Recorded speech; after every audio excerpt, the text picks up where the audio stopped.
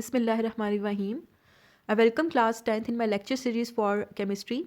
We are on chapter 16 that is about the chemical industries, and in our today's topic we will discuss one of the steps that is involved in the basic metallurgical operation, and that step is called the concentration of the ores. But before moving towards our main topic, let's review certain concepts that we learned in our previous lecture. We studied that the chemical industries are important because they manufacture products that are of significant importance in our daily life.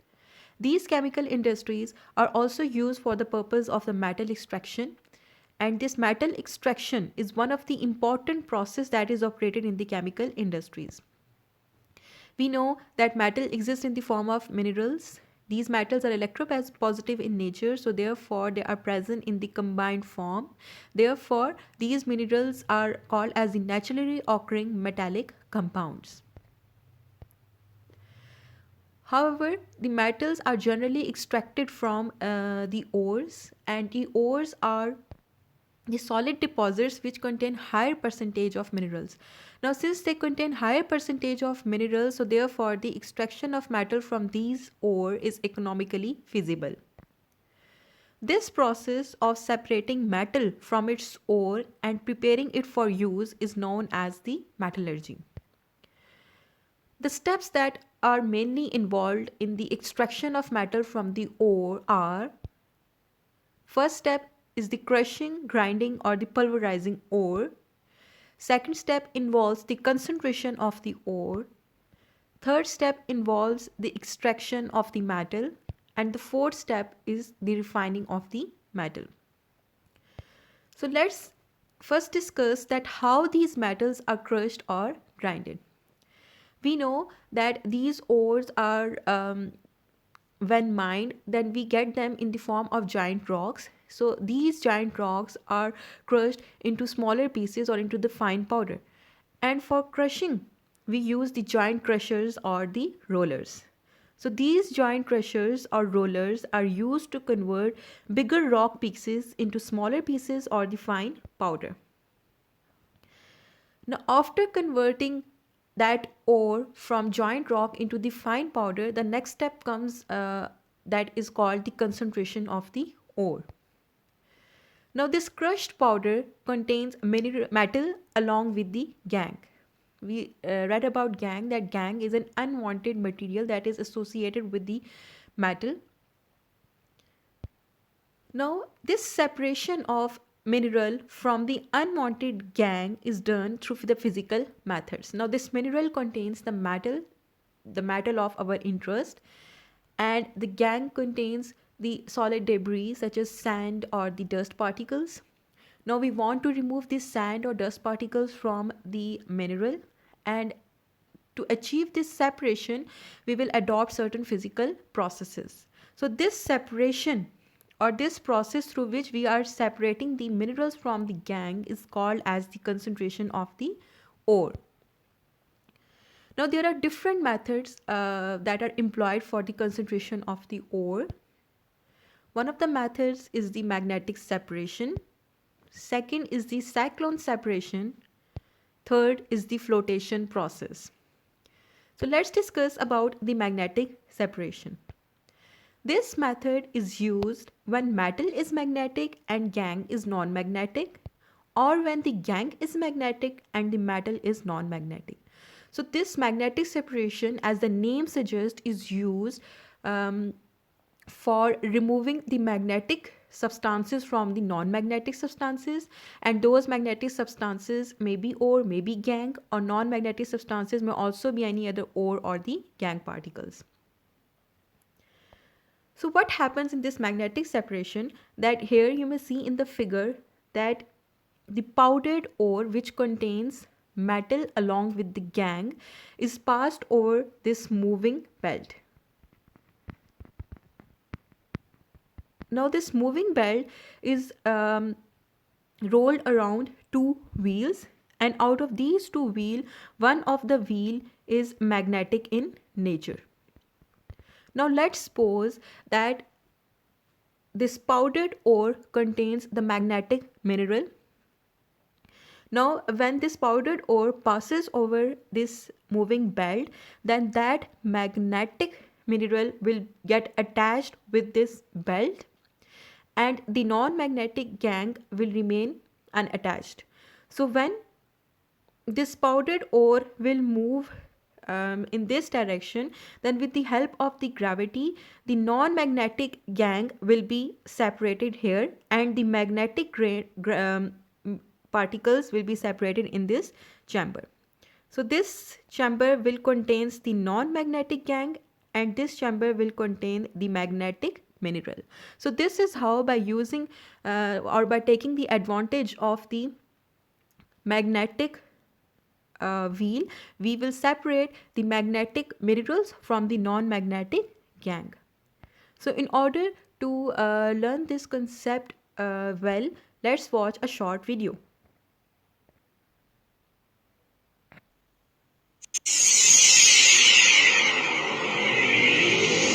Magnetic separation. Magnetic separation is a method of concentration of an ore. It is used when the ore is magnetic, but the gang is non-magnetic, or when the ore is non-magnetic, but the gang is magnetic. The principle of the process of magnetic separation can be viewed here. The ore is passed over a conveyor belt that runs over two rollers, one of which is magnetic. The non-magnetic particles drop down first due to gravity. The magnetic particles adhere to the belt for a little longer time and drop down a little later. Thus, the ore and gang particles get separated into different heaps away from each other.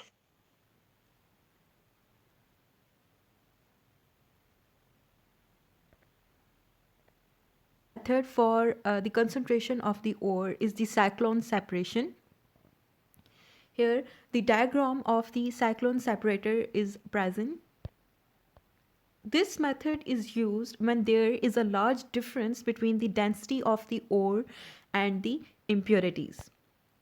And for this method, a cyclone separator is used. As you can see in the diagram, that there is an inlet and it is an outlet. Now here the air under pressure is blown and is introduced into the cyclone through an inlet. Now when the air is blown under high pressure, then the lighter gang is blown away. Now let's suppose that in the powdered ore the gang is lighter than the mineral. So since the gang is lighter, so when the air is blown, that gang will move outside of the cyclone along with the air because it is less denser. However, now when the air is entering in the cyclone separator, then it moves in a spinning way. Now since it is moving in a spinning way, so therefore a centrifugal force will be applied over the denser particles that are the minerals in this case. So when that centrifugal force will be applied on the mineral particles, these mineral particles will get attached with the walls of the cyclone separator. And after hitting the walls of the cyclone separator, the heavier mineral particles will fall down the funnel and then can be removed easily. So through the cyclone separator, we can easily separate the mineral particles from the gang material, taking the advantage of the difference in the density between the mineral as well as the gang particles. So in order to learn it in a better way, let's see an animation. So this is the animation that involves the cyclone separator particles. Now you may see here that there are the yellow particles that are moving as well as the lighter dust particles present. Now these yellow particles are spinning in a circular way, and since they are denser in nature, they move to the downside of this cyclone column, whereas the lighter gray particles, since they are less dense, so they move outside this cyclone body through an outlet. That is employed for the concentration of the ore is called the flotation process. It is also called as froth flotation process. Now this method is used for the concentration of the copper or the sulfide ores, and in this method the pulverized or the crushed ore is introduced into the tank containing oil and the water. Now we know that since oil are less denser than water, so therefore when the oil and water will be present in the tank, then the upper layer will be of the oil and the lower layer will be of the water. So in the upper layer there is a mixture of detergent as well as the oil. Now, when this pulverized ore is introduced into the tank containing oil and the water mixture, then the mineral particles are generally hydrophobic in nature, means that they do not get attached with the water molecules. They are hydrophobic, so therefore they will get attached themselves with the detergent oil mixture that is present above the surface of the water layer. Whereas the impurities or the gangue particles are hydrophilic in nature, they get attached with the water, and since the water is present at the lower level, so this gangue material or gangue particles will settle down at the bottom.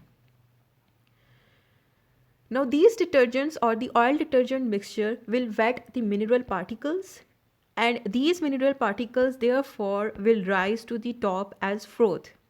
Now this froth is called as jhag in Urdu, and this froth when will rise at the surface of this tank, then it can be easily skimmed off and the separated, whereas the gangue particle will be present below the surface. So particles of gangue fall down and then they can easily be separated or the removed. So in order to understand this flotation process, let's watch a small video. Flotation process. This is a method of concentration of ores used exclusively for sulfide ores. Principle involved is the difference in the wetting properties of the ore and the gangue particles. The sulfide ore particles are preferentially wetted by oil, while the gangue particles are wetted by water.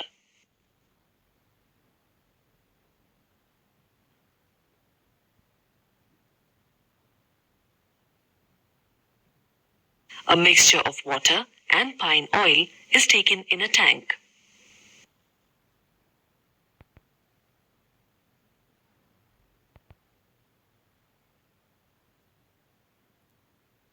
The powdered sulfide ore is dropped in. Compressed air is blown in through the agitator. The agitator is rotated several times. Froth-containing ore starts rising up. The impurities settle down and are let out through an outlet at the bottom. Froth is dropped into a settling tank where the pure ore sinks to the bottom. Thus, the concentrated ore is ready for further processing.